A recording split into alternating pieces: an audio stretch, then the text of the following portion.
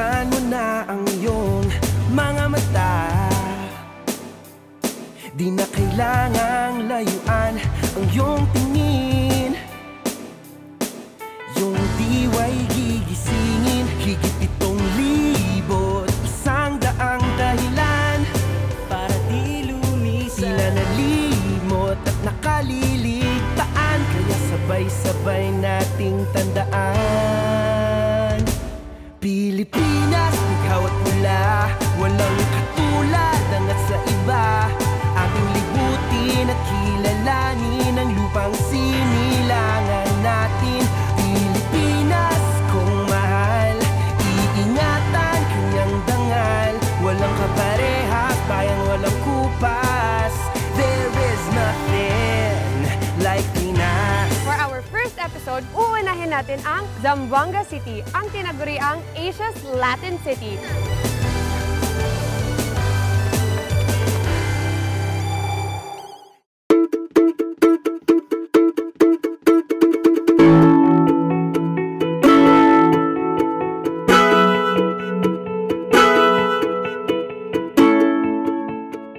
Bukod sa pagiging Asia's Latin City, ang Zamboanga unti-unti na ring nakikilala dahil sa isa nitong isla na talaga namang kakaiba. At ang ganda nito, hindi lang sa Pilipinas sumisikat, kundi pati na rin sa buong mundo. Kasama ito sa listahan na ginawa ng US magazine na National Geographic na Best Beaches in the World. Paano ba naman kasi? Ang buhangin nito kulay pink. Ito ang Santa Cruz Island. Para makapunta rito, sumakay kami ng bangka mula sa Paseo del Mar. After 15 minutes, narating namin ang sandbar na ito malapit sa isa sa mga isla ng Santa Cruz, ang Small Santa Cruz Island. At andito po tayo ngayon sa isa sa pinagmamalaki ng Santa Cruz Island, ang sandbar. At maswerte din tayo ngayon kasi low tide at nakikita natin ang sandbar.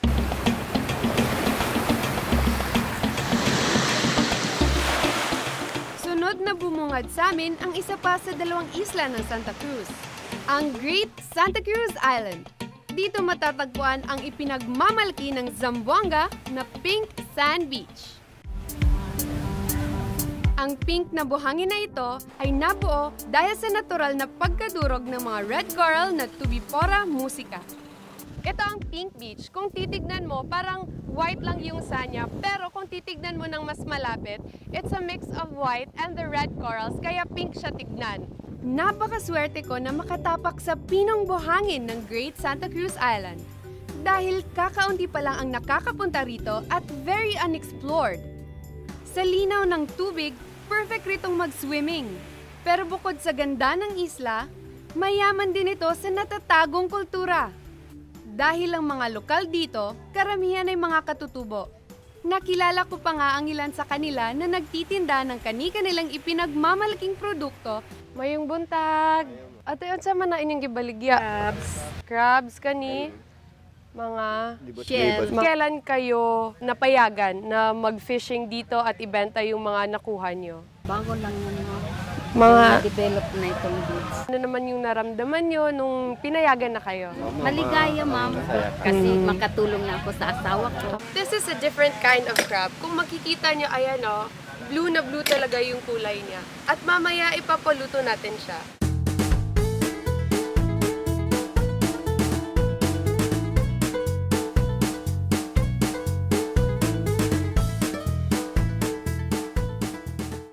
Bukod sa mga seafood, ikinabubuhay din nila ang pagtitinda ng iba't ibang souvenirs.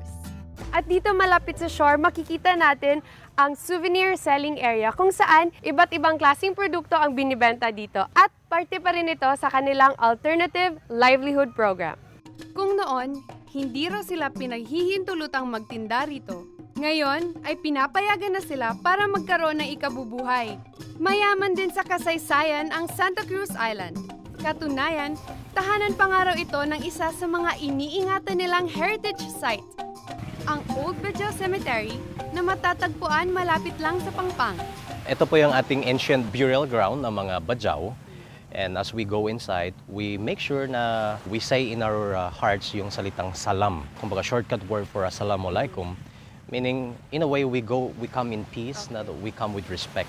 In fact, ang city government may plano na para i-fence ang area so that may mga guests pumunta dito, medyo dignified naman ang lugar. At andito po tayo ngayon sa isa sa mga tombs kung saan yung sinasabi nilang may boat that represents kung saan man sila pupunta in their afterlife. Ito makikita po natin yung tela na nilalagay. It actually represents their hierarchy. Pag puti, sabi nila, they're older. Pag may kulay, yan yung may status sila sa kanilang tribe. Kung iisipin, nakakamangha yung burial site kasi if you just walk around the shore, para lang siyang forest at may maliit lang siya na pathway kung saan aakyat ka at andito na nakikita mo na lahat ng mga tombs ng mga Badjao. Talagang kakaiba yung experience dito. They are tourist-friendly and environment-friendly at the same time. Hindi lang tayo na-educate kung anong meron dito sa Santa Cruz Island, kundi natulungan din natin sila sa pangkabuhayan nila. Pero hindi lang ang pink sand beach ang maaaring ma-enjoy sa Santa Cruz Island. Maaari rin dayuhin dito ang Santa Cruz Lagoon na mayroong ipinagmamalaking stingless jellyfish. Good news, Pinas! Bukas na ang One Stop Service Center or OSSC sa Philippine Overseas Employment Agency sa lungsod ng Mandaluyong at Cebu. Pwede nang mag-apply ng passport, mag-renew ng OWA membership o kumuha ng NBI clearance sa mga center. Mahigit 10 ahensya ng gobyerno ang may tanggapan sa OSSC. The OSSC is open Monday to Friday, 8 a.m. to 5 p.m. PIA, Empowering Communities. There is nothing like Pinas. There is nothing like Pinas. Maging sa mga nakagisnang kaugalian, tayong mga Pinoy katangi-tangi. Kaya naman ito ang mga pasok sa aming listahan ng katangian at kaugaliang walang dudang tatak Pinoy. Ang pinaka-natatanging tatak Pinoy sa atin ang Opo, Nay. Opo. Ang po at opo ay pinaikling salita nga raw ng oo apo na ang ibig sabihin ay oo Panginoon, na sa tuwing binibigkas natin, nangangahulugan ng ating pagsunod o submission sa ating kausap. Ang po at opo ay matatagpuan mo lamang sa komunidad ng mga Tagalog. Walang version nito sa Ingles. Kilala rin tayo sa matandang kaugalian ng pagmamano. Sa salitang Espanyol, ang katumbas ng salitang mano ay kamay. Hi, Nay. Mano po. Kung kaya't sa tuwing nagsasabi ng mano po, sa mga matatanda, ibig sabihin nito ay hinihingi natin ang kanilang kamay bilang tanda ng paggalang. Kilala rin tayong mga Pinoy sa pagiging masayahin. Katunayan, pumapangalawa tayo sa pinakamasayang nasyon sa buong Asya. Siyempre, walang Pinoy ang hindi makaka-relate sa bayanihan.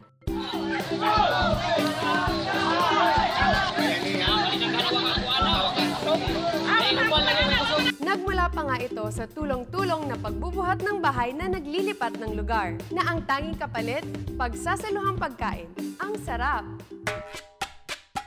Gusto mo kape, juice, soft drinks, cake, kasaba cake, biko. At last but not the least, basta Pinoy hindi matatawaran ang galing sa pakikitungo. In other words, Pinoy hospitality. Katangian talaga yan mga islanders katulad ng Pilipinas. No? Kasi lagi tayo naglalayag. Pagpunta mo sa isang isla, uhaw na uhaw ka. Ang tendency niyan, paiinumin ka kung sino yung aabutan mo sa isla. Kaya nga minsan, may mga dumadaan sa tabing bahay mo, inaalok mo yan ng pagkain. Oy, kain kayo, wala ka namang papakain. Oy, kape muna kayo. Yan ang mga kaugaliang nakaka-proud maging Pinoy. Samahan niyo ulit kami sa susunod nating paglilista dito sa Like Pinas. Kilala bilang multilinguistic at multicultural na syudad ang Zamboanga. Bukod kasi sa iba't iba ang lengguwahe na naririnig sa bibig ng mga Zamboangenyo, iba't iba rin ang kulturang nakagisnan ng mga naninirahan dito. Kaya naman, hindi rin kataka-takang maging sa hapagkainan, may iba't iba ring pambatong sarap ang mga putahing galing Zamboanga. At dito sa Zamboanga, syempre naman, it's a must to try ang pambato nilang putaheng tausog.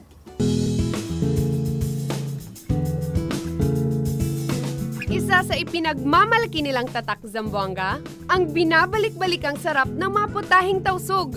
Dito sa Dennis Coffee Garden sa Zamboanga City, mula sa agahan, tanghalian at merienda, pihadong hahanap-hanapin daw ng sino man ang kakaibang lasa ng mga putahing tausog.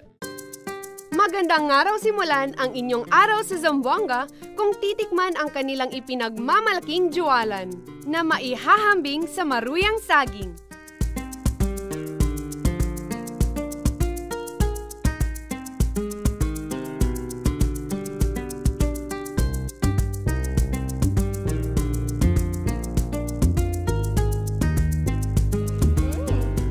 Mananam! Pihadong hahanap-hanapin mo naman daw sa tanghalian ang linamnam ng kanilang sati, na ang lasa maihahambing sa barbecue.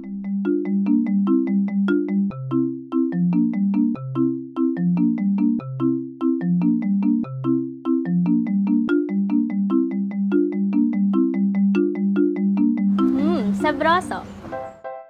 Tiyak nga raw na hindi mo makaliligtaang magmerienda sa sarap ng kanilang pastil, na maihahambing mo naman daw sa nakagisnang empanada ng mga Taga-Luzon.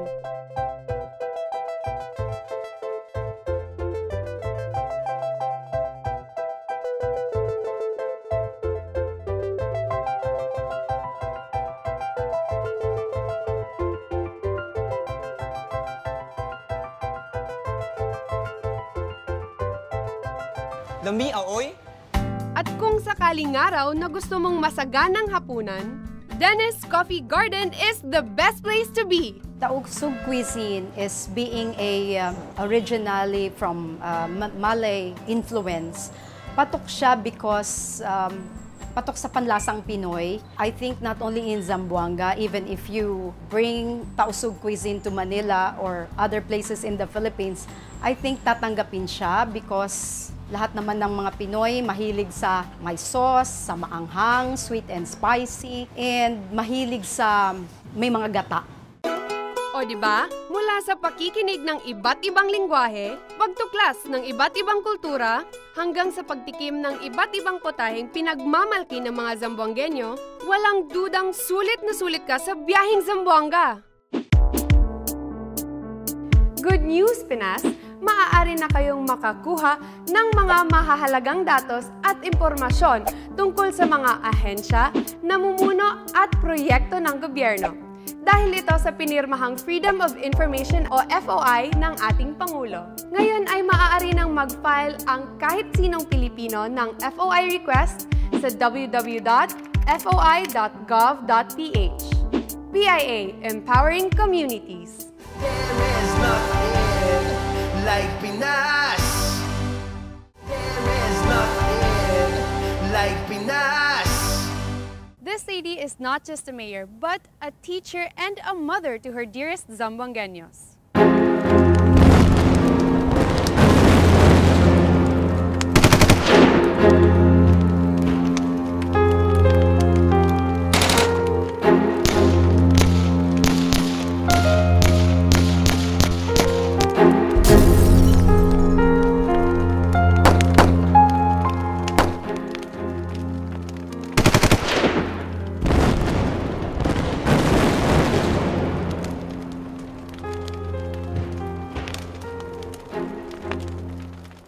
What we have learned in the SIEGE is that as local chief executive, the city government must be inclusive.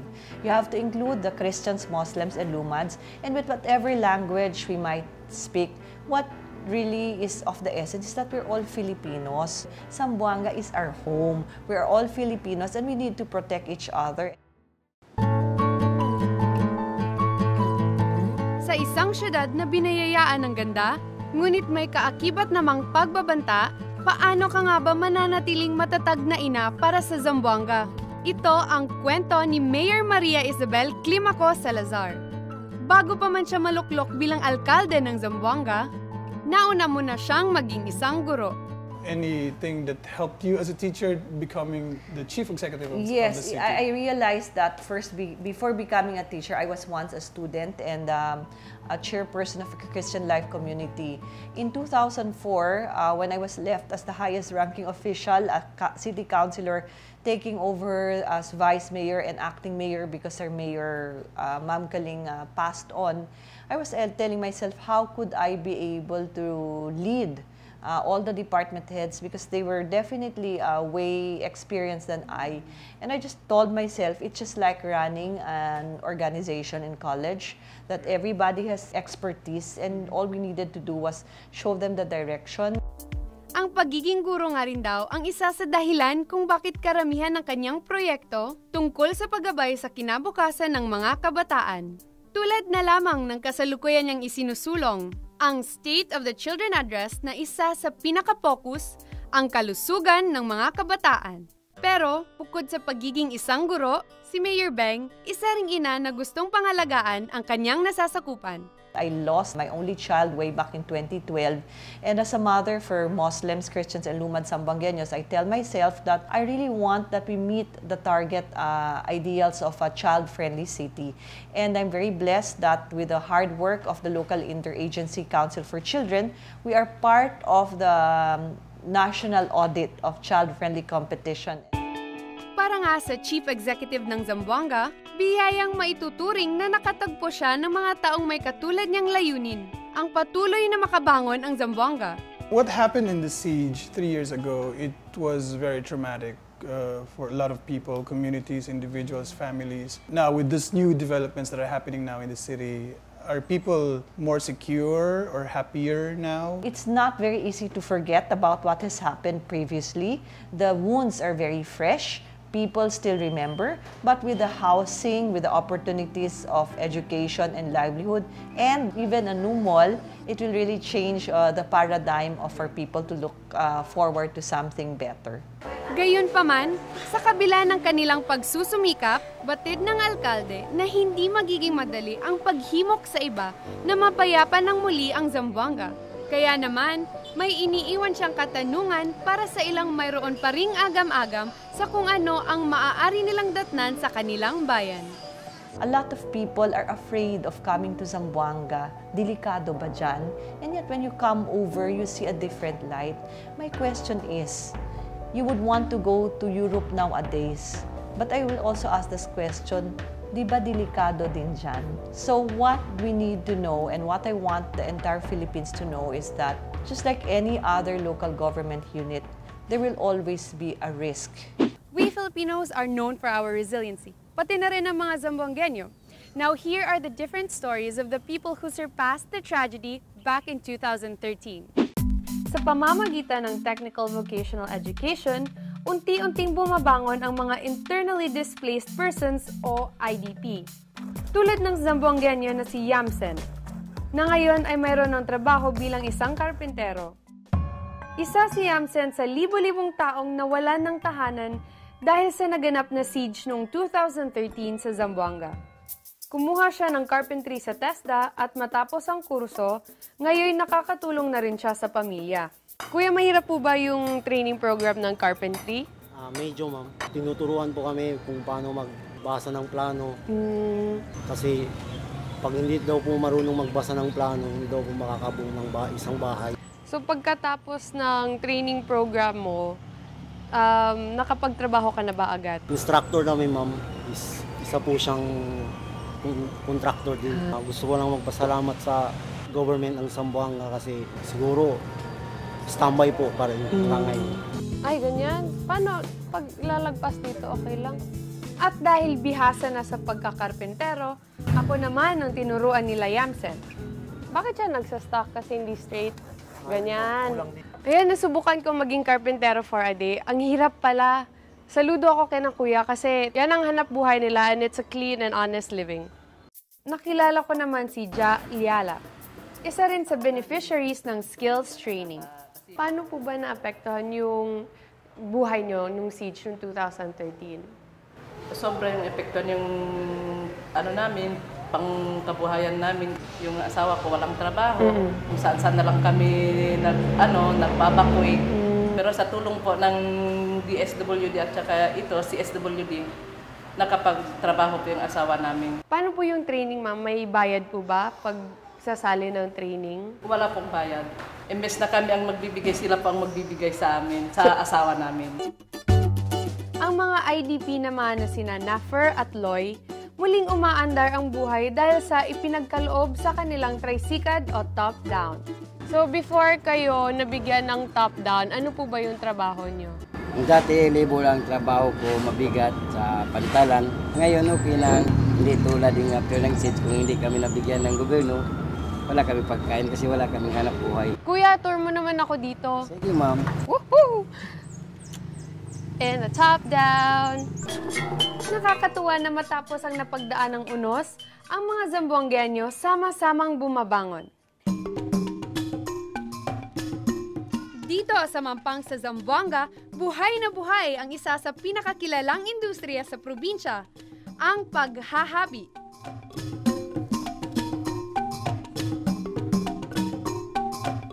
Sinaunang paraan pa ng paghahabi ang ginawa ng mga naabutan naming Zamboangueño dito sa Mampang.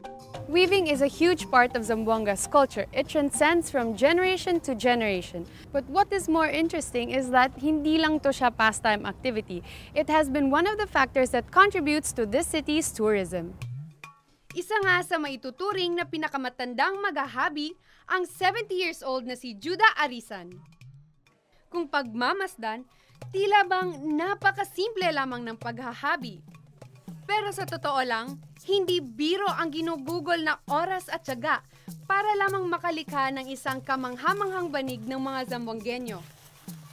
Kaya naman ang halaga ng mga banig, humigit 800 piso hanggang 2,000 piso. Dalaga pa ako maghimo na ako, wala. Kaya minsan naamal ba na ako, maghimo sige ko. Wala kailangan trabaho na ako, amo na to.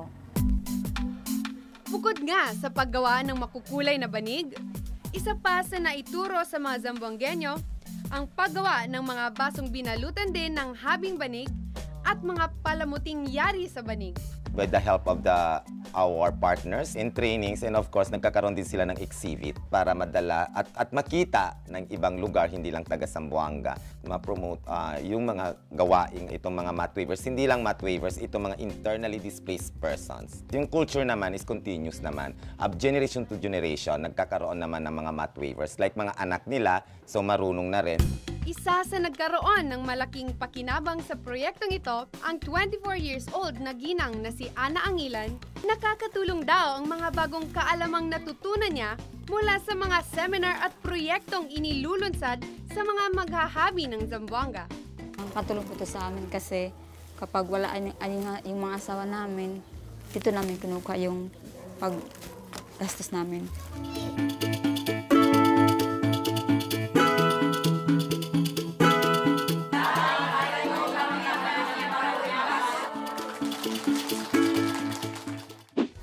Nalaman na natin ang mga kwento at kultura ng Zamboanga City. Masasabi ko talaga that they're brave, resilient, and very resourceful. Knowing na nagka-crisis dito a few years back, naghanap talaga sila ng way kung paano they can stand up back on their feet and work again and start fresh. Salamat sa pagtutok. I am Chris Hanson, empowering communities, sharing Pinoy pride and experience like Pinas. There is nothing like Pinas.